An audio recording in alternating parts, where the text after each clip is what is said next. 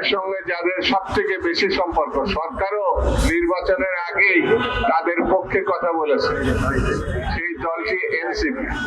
সাহেবকে বলি, আপনি সেই জায়গায় বসে আছেন যেই জায়গাটি সারা দেশ সারা বিশ্ব সেই জায়গাটার দিকে তাকিয়ে আছে।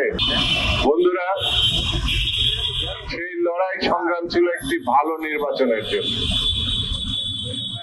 একটি সারা দেশের মানুষের প্রত্যাশা পূরণের একটি উদ্যোগের কথা সেই সময় আমরা বলেছি, যেটি আগামী 1 মাসও নয় 12ই ফেব্রুয়ারিতে অনুষ্ঠিত হবে।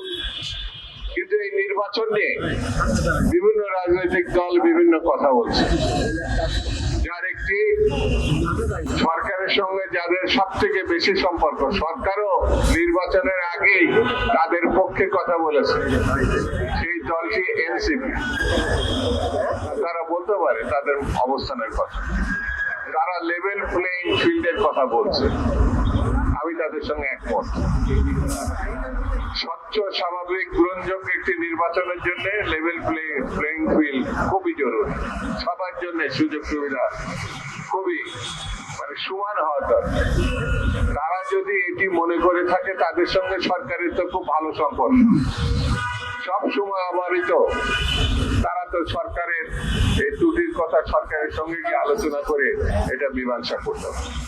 যদি মীমাংসা করা সম্ভব না হয় অথবা উদ্যোগ না হয়, তাহলে কি মানুষ ধরে নেবে যে এটি বাদ, শুধু কথা বলার জন্য এই কথা বলা?